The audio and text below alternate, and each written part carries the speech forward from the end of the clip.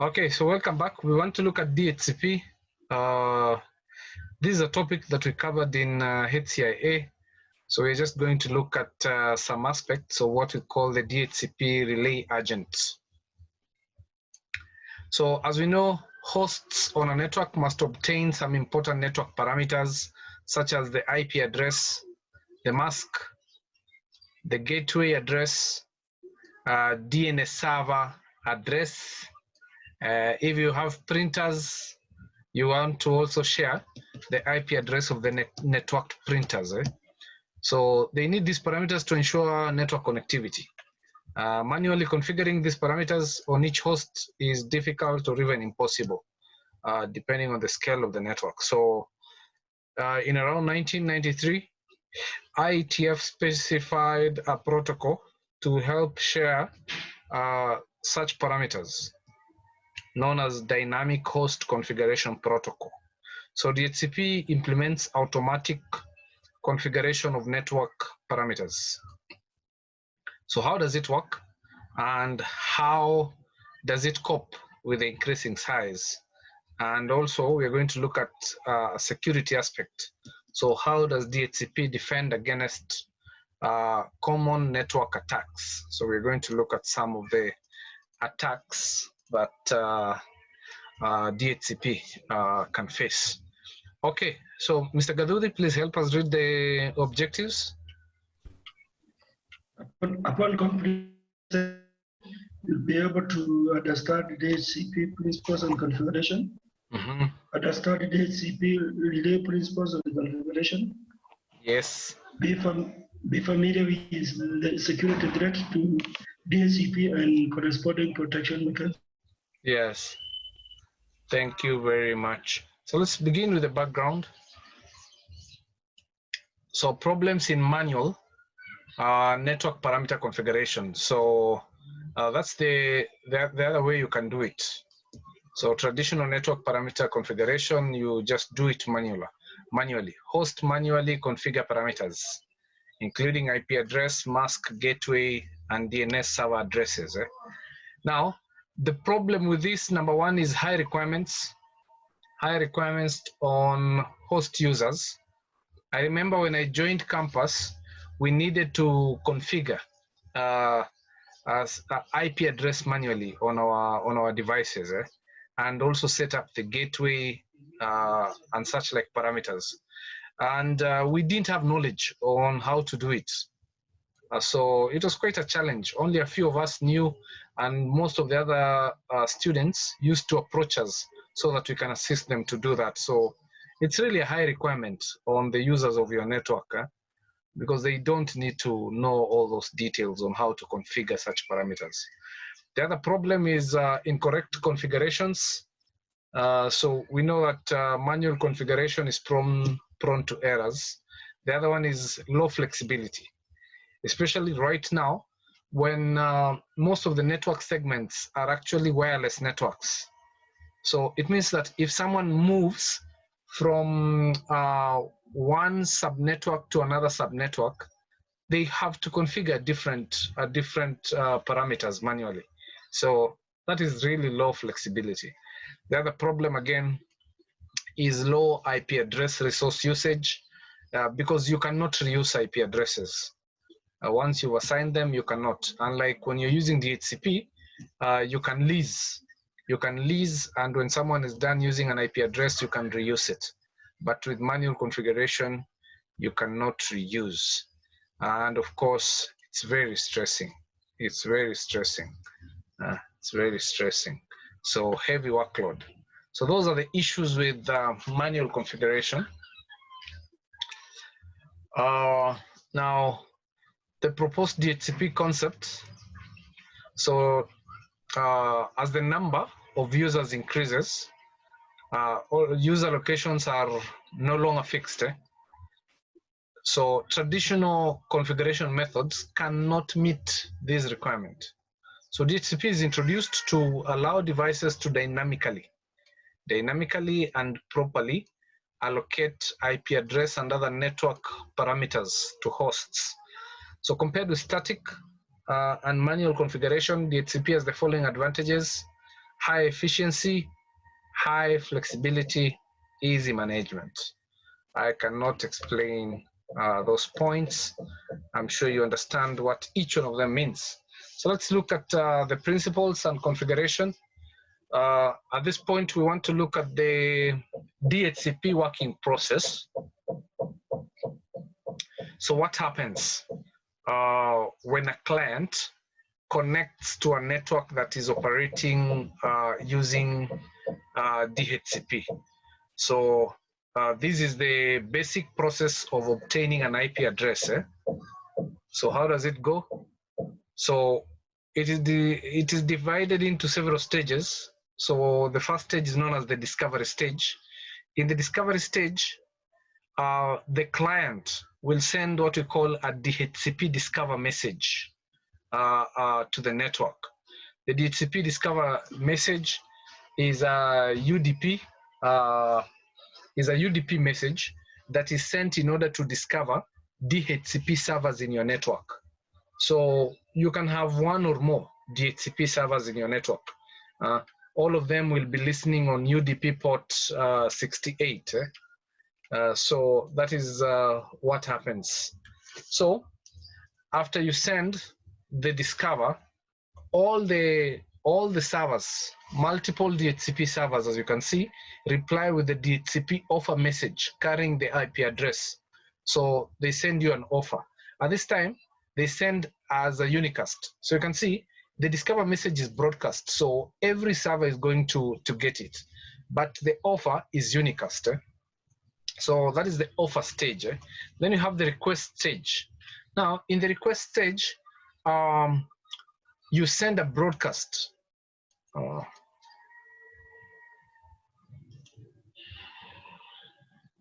Okay, so in the request stage, you send a DHCP request message, and you send it as a broadcast. The reason as to why you send it as a broadcast is so that you can request from a particular DHCP server and also inform all the others that you've selected a particular DHCP server. So how do you select a particular DHCP server? Generally, whoever, the very first offer message that you receive is the one that you're going to select from. So you're going to request an IP address from one of the servers and inform the others that you've requested from a different server. So that is why the DHCP request message is a broadcast message. Then after that, we have the acknowledgement stage. In the acknowledgement stage, now the DHCP server from which you've requested that particular resource is going to reply with an acknowledgement or a not acknowledged. So either a NAC or a NAC, depending on whether that resource is still available. So on the other hand, a DHCP acknowledge or NAC is unicast, because that particular server is now sending you an acknowledgement or NAC about that particular resource that you've requested. So these particular stages can be remembered, can easily be remembered using the acronym DORA. So discovery, offer, request, and acknowledgement or not acknowledged. So those are the 4 stages that we encounter when we want to obtain an IP address and other resources from the DHCP server. Okay. So we now want to see the renewal process. So the process of renewing the IP address lease. So by default, DHCP servers give you an IP address for 24 hours, but you can manually increase that, as we're going to see when you do the configuration for DHCP using a certain command.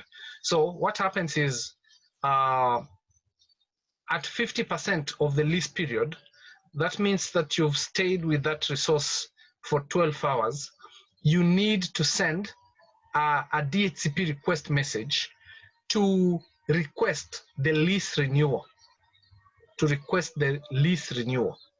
So that is the purpose of this particular message. So when you send that, if you get a reply immediately from the DHCP server, then what happens is that you the timer for the lease is going to be renewed to the original 24 hours or whatever has been configured in that particular server. Now, if the server does not respond, so that is what we are seeing here. So if the server does not respond, then at 87.5% of the lease period, then the client will send a broadcast. It will send a broadcast DHCP request message requesting lease renewal. So that's the second step there at 87.5% of the lease period remaining. Now, the DHCP server resets the IP address lease timer and sends a DHCP acknowledge message to the DHCP client. So when the server receives either of these messages, either this one or this one, and then it will reply with a DHCP acknowledgement message and reset the lease timer. So if it was at 12 hours, then it's going to reset it to the default, which is 24 hours or whatever has been configured. So that is how the lease renewal process actually happens. Okay. So how do we configure DHCP? We have two ways in which we can configure DHCP. The first one is what we call the global pool. That is what we're seeing here, and the other one is what we call the interface pool. Now, the difference is for the global pool, you're configuring that on the entire router, and therefore any device that is connected to this router can acquire IP address from the global pool. On the other hand, for the interface pool, you're configuring DHCP for a particular interface, and therefore it's only people that are connected to that network segment, to that interface. Only those people can be able to get IP addresses from the interface pool. So how do we configure this? So the first thing you do is to enable DHCP on interface view. Then you create a pool using the command IP pool. Then HW here is the name of the pool. Then you specify the gateway address using the gateway list command. Then you configure the network address range that you want to allocate from that particular pool. So here we are simply configuring this particular network range 192.168.1.1 all the way to 192.168.1.254. So you use the network command, network, then you specify the network address, then the mask. You type the word mask, then you specify the mask. So that is how you specify the IP addresses that can be allocated to your end devices. Then we have the excluded IP address command that is used to exclude any address from the pool that you do not want to allocate dynamically. Most of the time, that might be because you've already allocated this particular address to another server statically. So actually, if you can see this address .2, it is what we have configured our DNS server with. So if you use the command DNS-list, then here we are specifying the IP address of the DNS server. So we don't want to allocate that address dynamically. Then this is the command I was talking about that can be used to change the default lease period. So the command is lease, then day 3. So day 3 means 3 days, hour 0 means 0 hours, minute 0 means 0 minutes. So generally this is gonna give a lease period of 72 hours, I think, 3 times 24. So after doing that, you have to go now to an interface. Like here we're going to G000. Then you have to use the command DHCP select global. DHCP select global. So it's going to offer IP addresses from the global pool, which we've just created here, IP pool HW. So that is what we call the global address pool. Now let's look at the interface address pool. With the interface address pool, after enabling DHCP on the system view, you now configure all the other commands inside an interface. So you go into interface, for example, G000, you specify the IP address of that particular interface, just like we did here. We're just configuring an IP address there for that interface. Then you configure the DHCP mod as interface mod by using the command DHCP select interface. You see here we used DHCP select global. So here DHCP select interface. After that, you specify the DNS server using that command. You also configure the excluded IP addresses using that command. Excluded. Then you configure the lease period using this command. DHCP server lease day 2 hours 0 minute 0. So you can use either of those. So the question I can ask is, what happens if both global and the interface pool have been configured? So which one is the router going to use preferentially? So it's something we learned during HCIA. So if you cannot remember, please make sure you read about that. Okay, now let's look at what we call DHCP relay. DHCP relay. So first of all, why do we need a DHCP relay? Now, as the network expands, users on the network may be on different network segments. So as we can see here, this is a layer 3 device, it's a router.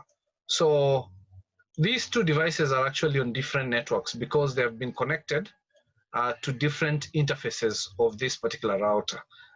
And the DHCP server is also on a different network segment. So it means that if the client sends a DHCP request, it's a broadcast. So if he sends a DHCP request, the router is simply going to discard that packet because the router cannot forward broadcast packets beyond the network segment in which it was originated. It's simply going to discard that packet. So then, how can these clients use this server, this DHCP server, in order to get network resources? So we have two ways in which this can be done.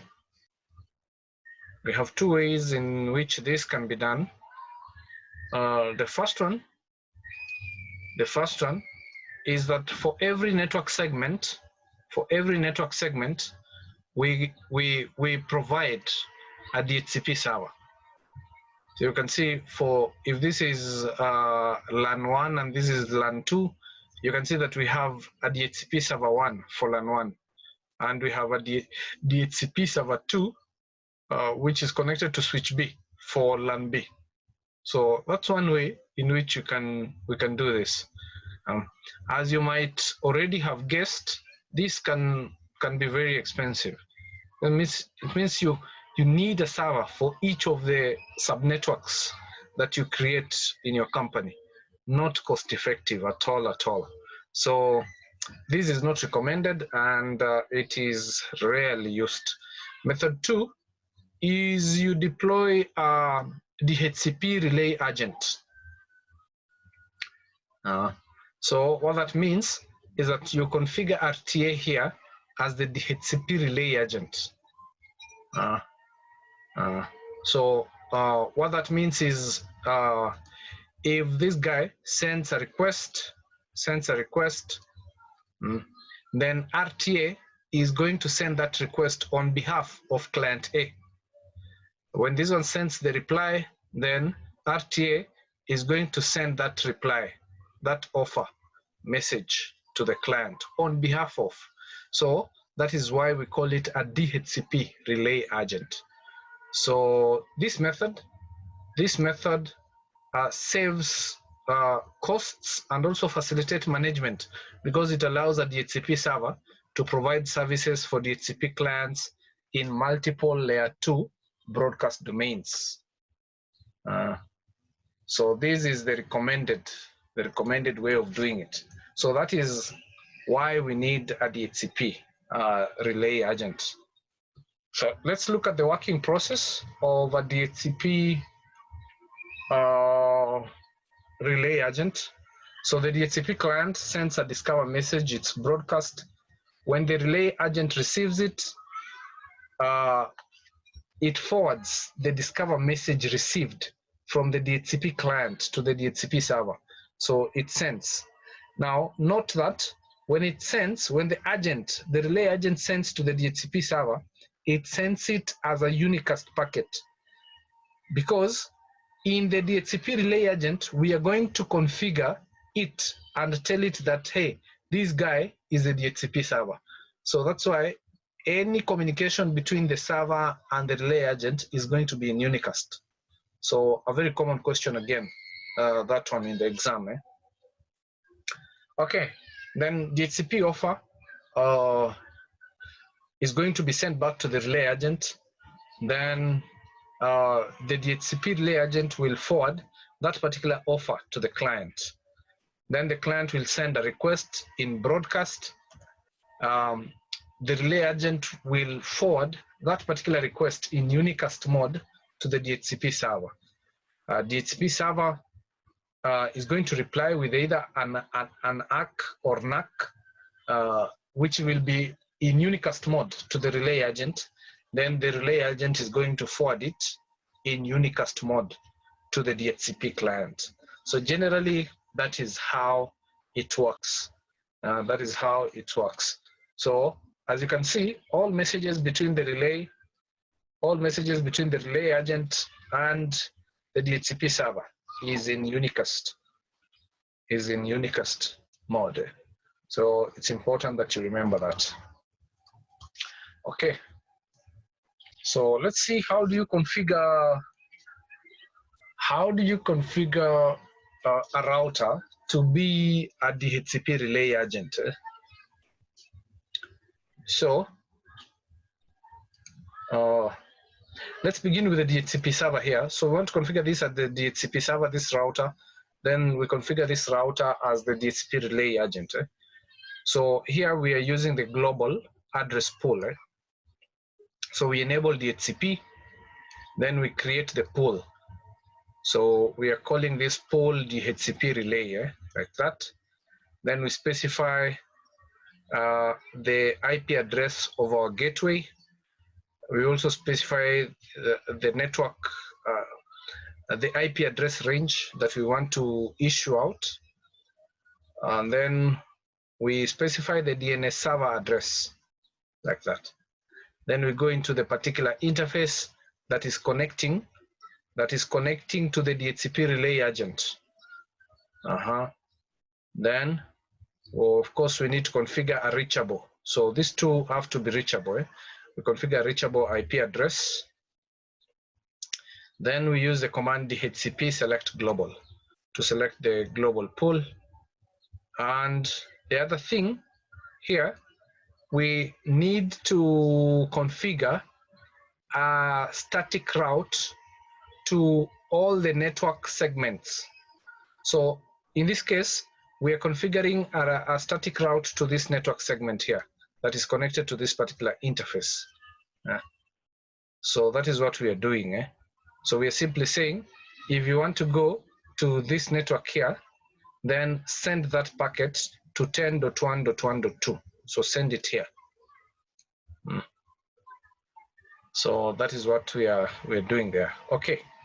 So let's look at how to configure the relay agent. So we want to configure this guy as a relay agent. So how to do that? We have to configure the DHCP server group. So you give it a name. We've given it the name DHCP. It's what we're going to use here.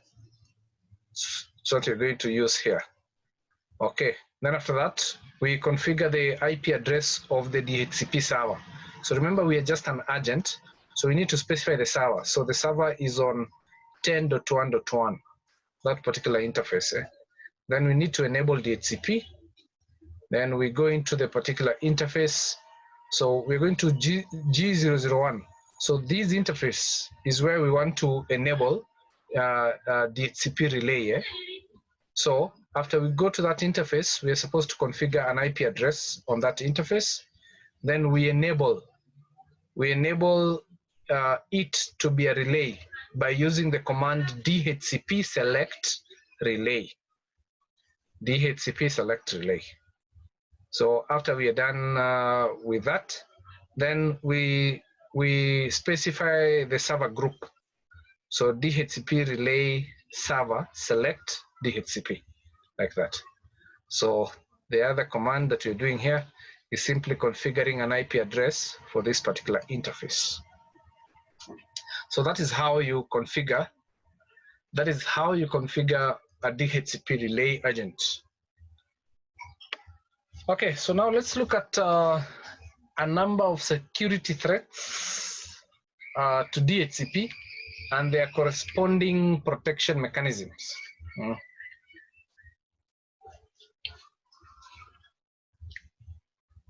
So we can have several attacks on DHCP, just like our networks can also be attacked from different other angles or perspective. So a good example of a DHCP attack is when a large number of users in an enterprise suddenly cannot access the internet. Now, when you check the results, it shows that the terminals of these users do not obtain an IP address, even though you have a DHCP server. Why? Because all the IP addresses in the address pool on the DHCP server have been allocated. Yet maybe that is not possible because you don't have all those devices in your network. So in this case, this particular kind of attack is known as the DHCP starvation attack, the probable attack. So security factors are not fully considered in the design of DHCP, and we're going to see how. And there are many security vulnerabilities. We're going to look at each of those vulnerabilities. So that makes DHCP vulnerable to attacks. So DHCP attacks on actual networks can be classified into 3 types: starvation attacks, bogus DHCP server attacks, and what we call the man-in-the-middle attack, the DHCP man-in-the-middle attack. So you need to know the vulnerability, how it happens, and also the solution to it. So for each of these attacks, make sure you understand that, how it happens, the vulnerability, why it happens, why it's possible for it to happen, and lastly, the solution to it. So let's begin with DHCP. Let's begin with DHCP starvation attacks. So you have computers in your network, and a hacker comes in with their laptop and what the hacker simply does is to continuously send request messages. So request a large number of IP addresses from the DHCP server until all IP addresses in the address pool of the server are exhausted. So as a result, the server cannot allocate IP addresses to authorized users because this guy has requested all the addresses. So what's the problem? Why is this possible? So let's look at the vulnerability analysis. Now, when the DHCP server allocates IP addresses to users, it cannot distinguish authorized users from unauthorized users. It cannot distinguish authorized users from unauthorized users.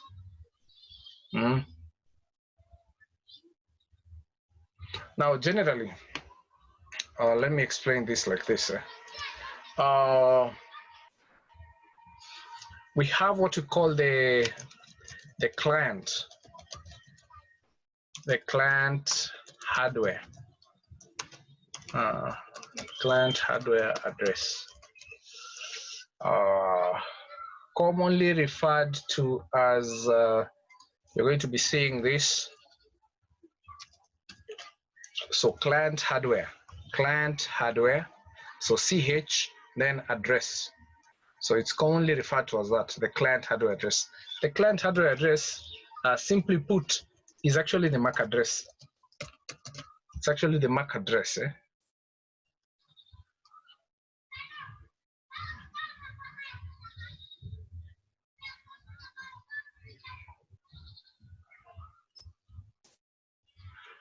Okay, so the DHCP server on your network allocates IP addresses based on the client hardware address. But it cannot be able to differentiate who is allowed and who is not. Which MAC address is allowed to be given an IP address and which one is not allowed. So it cannot be able to differentiate that. So what the attacker can do is to simply make several requests by using different fake MAC addresses. So the DHCP server cannot be able to distinguish which one is authorized and which one is not authorized. So that's why the attacker is able to request a large number of IP addresses. So that's the vulnerability that enables the DHCP starvation attack. Okay, so let's move on. So we're going to look at the solution later. You see,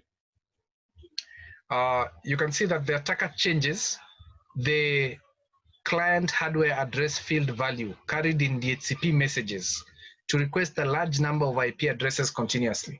So you see, this is a DHCP discover message. It carries the client hardware address. So this time it has carried A. So next time it carries B, for example, as you can see there. So the DHCP server locates IP addresses based on the client hardware address field. As a result, all IP addresses in the address pool are used up. So this guy is given for B, is given for A, is given for C, like that, until all the addresses are exhausted. So when a legit person requests an IP address, they cannot get it. Why? Because no IP address in the address pool can be allocated. So we send a NAC, simply send a NAC, DHCP NAC, hey, we don't have any more IP addresses. So that's one of the problems. Now let's look at the bogus DHCP server attack. Now this time, your attacker wants to pose as a DHCP server. So a guy just comes in with a laptop, connects to your network, then runs a DHCP server application. So once he or she runs that application, they are able to also get a DHCP requests, and they can also respond with a DHCP offer. Are you seeing that? So this guy will send a broadcast request. Hey, I need an IP address. So this guy is going to receive it. This guy is going to receive it. So if this guy is the first one to respond with an offer, then this PC is going to request from this guy. But this guy is not legit. This guy is a hacker. So that is what we call the DHCP, bogus DHCP server attack. So let's look at the attack principle. So a bogus DHCP server provides clients, bogus, fake, provides clients with incorrect parameters, such as IP addresses or gateway addresses, so that clients cannot access network. Because you're giving fake IP addresses and gateway addresses. So why is this possible? Why is this attack possible? So when a DHCP client receives a DHCP message from the server, the client does not have the ability to distinguish whether these messages are sent by a bogus or an authorized DHCP server. So it cannot be able to know that this guy is a bogus DHCP server. It will simply receive and start using that particular address that it has been given. So let's see how it happens. So this guy sends a discover, it's broadcast, so everyone else receives it. This guy becomes the first one. The bogus attacker becomes the first one to send an offer. So that means that the PC will now have to send a request to just the DHCP server. Then that server is going to send an incorrect IP address and also incorrect gateway. So this PC cannot be able to access the network henceforth. So that is what we call the bogus server. Then the last one is what we call the man-in-the-middle attack. Man-in-the-middle. DHCP man-in-the-middle attack. Here, the attacker uses the ARP mechanism to make PCA and the DHCP server to learn the mapping between IPS and MAC-B, and the mapping between IPA, that is the IP address of device A, and the MAC address of device B, respectively. So in this case, IP packets exchanged between PCA and the DHCP server are forwarded by the attacker. So what that means is this, let me explain it slowly. What that means is this. So we have PCA here, it has MAC-A and IPA. Now we have the attacker here who's on PCB. Of course, it also has a MAC address and an IP address. So the attacker uses the ARP mechanism to make PCA learn the mapping between the IP of the server, the IP of the server, the IP of the server, and the MAC address of this device. On the other hand, the attacker uses the ARP mechanism to make the DHCP server learn the MAC address, the mapping between the IP of device A, this IP, with the MAC address of this guy.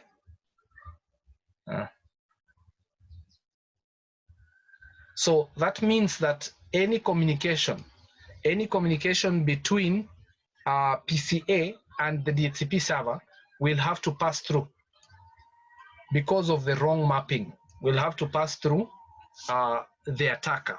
So this attacker is what we refer to as the man in the middle. Man in the middle.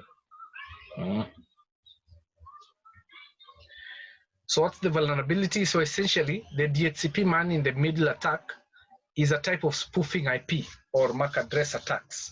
So the attacker uses the mapping between incorrect. So the attacker uses mapping between incorrect IP address and MAC address to spoof the DHCP server and clients. So you know that when you want to send a packet, you need to specify the IP address and the MAC address. But now you've learned the wrong mapping. So you have the IP address of A, but the MAC address of B. On the other hand, this guy has the IP address of the DHCP server and the MAC address of the attacker. So when you send that packet to the switch, when you send a packet with the destination address of this guy, the switch forwards using MAC address, and therefore it's going to send that packet by looking at the destination MAC address. It's going to send it to B.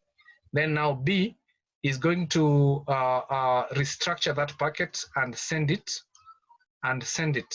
to the server. Similarly, when the server wants to come to A, it's going to pass through here because of the incorrect mappings, like that. Then there, because of the incorrect mappings. So that is what we call the man in the middle attack. Okay. So we have a solution to these three attacks. All of them are sorted out using a mechanism we call DHCP snooping. But they're implemented in different ways to cater for each of the attacks. So DHCP snooping. So DHCP snooping introduced to improve network security and prevent DHCP attacks. Excuse me. So DHCP snooping is not a standard technology. So it has no unified standards and regulations. So different network device manufacturers implement DHCP snooping in different ways. So it's important for you to note that. So DHCP snooping is deployed on switches and is equivalent to a firewall between the DHCP client and the DHCP server. So please remember, DHCP snooping is implemented on the switch, then acts as a firewall between the end devices and the DHCP server, as you're going to see. Okay, so let's begin with the very first attack that we looked at. So the starvation attack. So how does DHCP snooping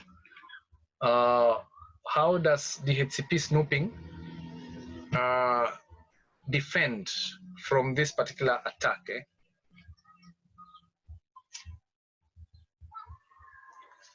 Okay,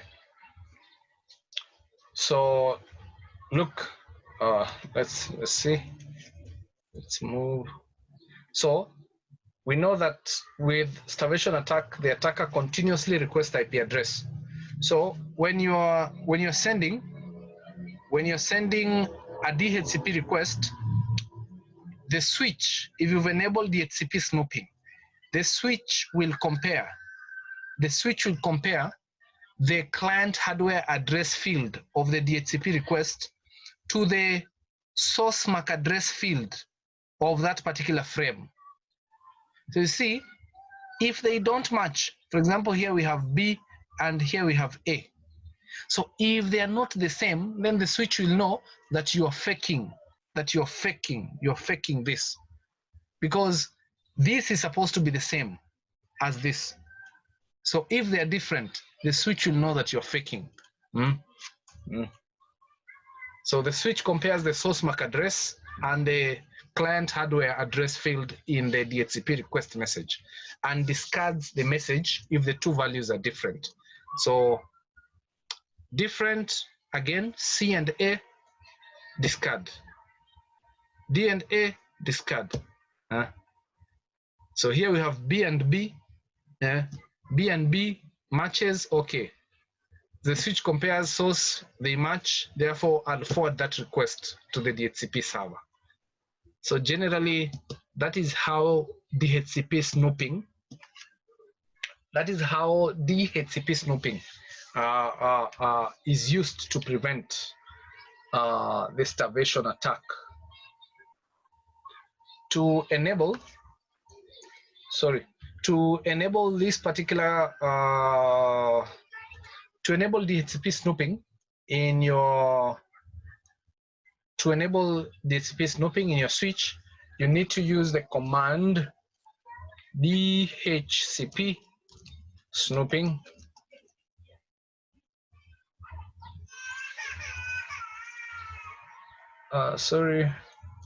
DHCP snooping check DHCP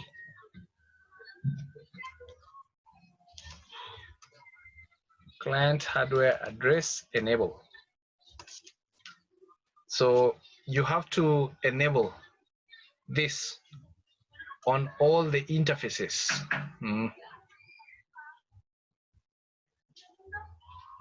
So you need to enable this on all the interfaces. So when you'll be doing the lab, you should be able to configure DHCP snooping to stop starvation attacks. Okay.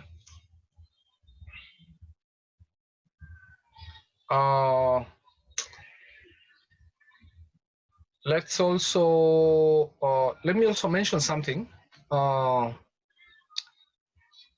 here. Please note that the attacker here, you see, so the attacker also has an ability, by the way. It's important to note the attacker also has the ability to fake the source MAC address. So it can also fake this source MAC address so that this also has a value of D, for example, as what is here. So again, how then do you stop this kind of attack? If the attacker can also fake the MAC address there, the source MAC address. So how do you handle that? Okay.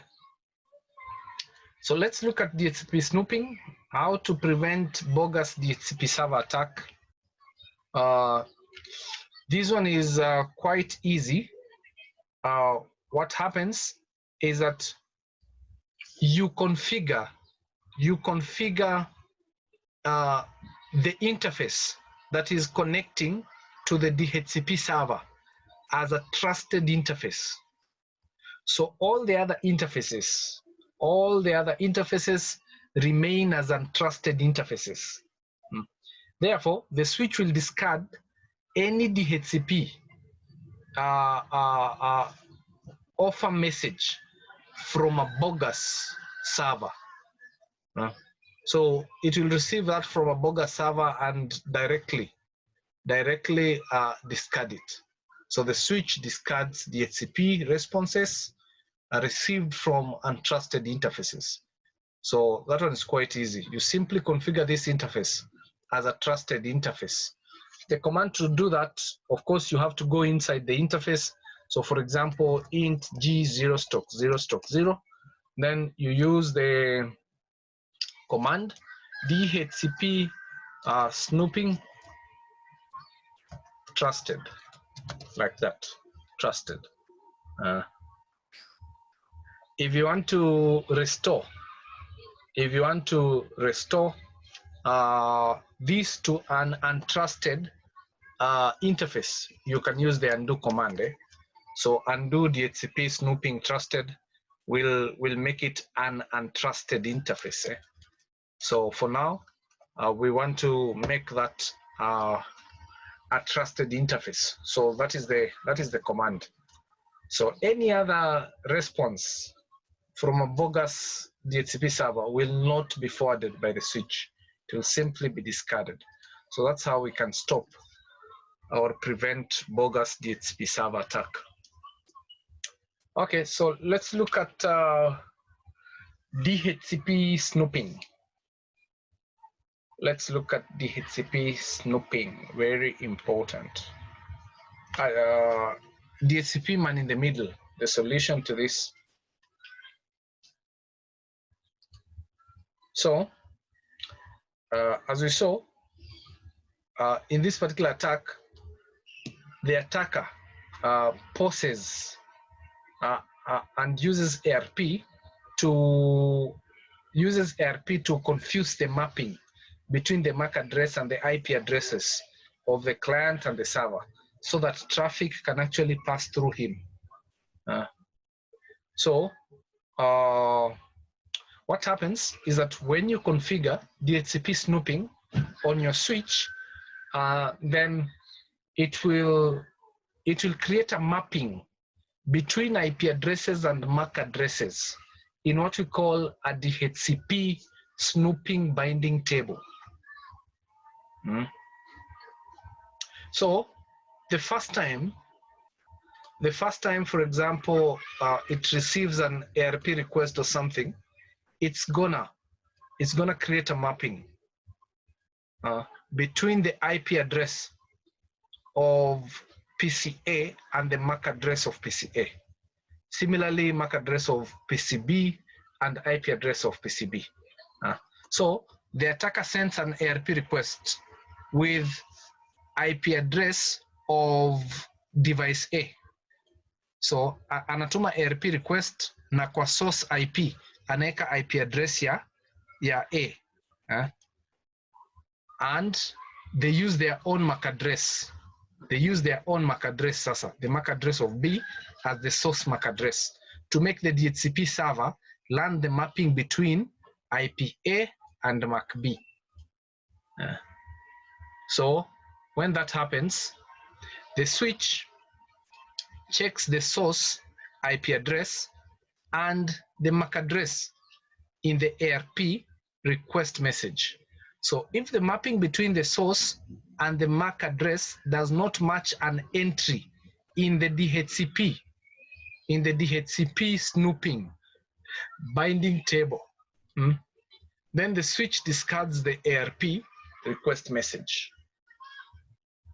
So the switch will simply discard it, because we don't have that combination in our DHCP snooping binding table.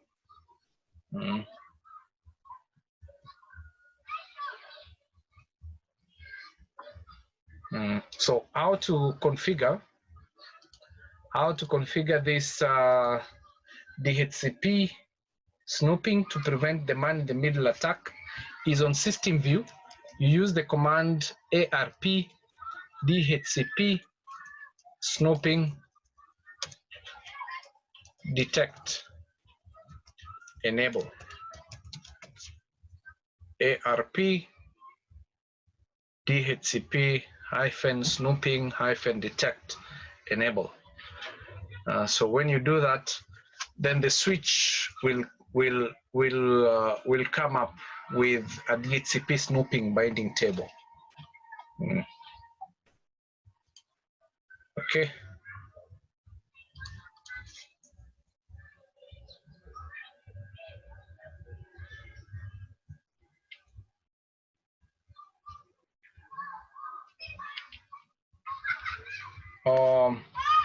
We also have what we call IPSG, which is what we call IP source guide. Sorry, IP source guide.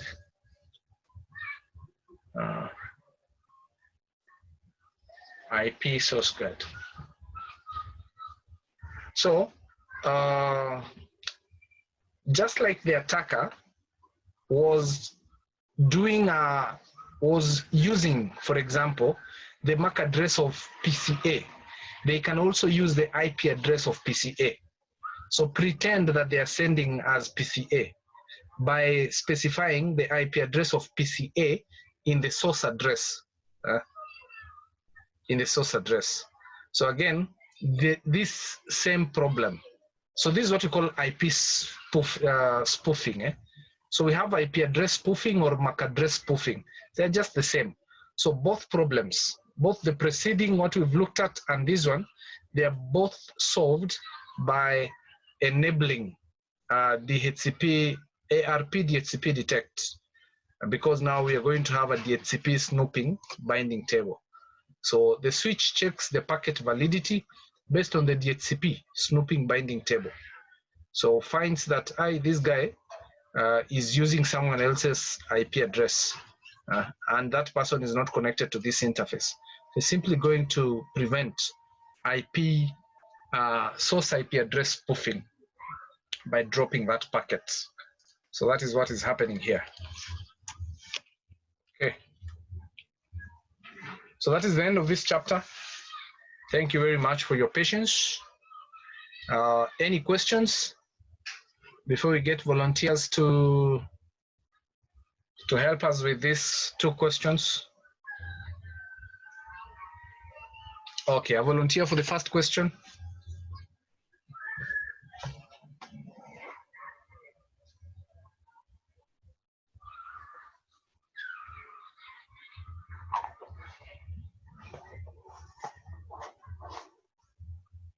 A volunteer for the first question, anyone? Okay, so which of the following messages does a DHCP client send to the DHCP server to request lease renewal? Lease renewal. So for the lease renewal, you will send a DHCP request. DHCP request. Discover, to discover a DHCP server offer from a server to the DHCP client, acknowledge from the server, DHCP server to the client. Common DHCP attacks. So we've seen the man in the middle attack, DHCP man in the middle attack. We've also seen, what did we call it?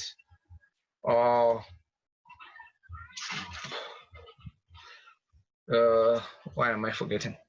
Man in the middle attack. We've seen bogus DHCP server and starvation attack.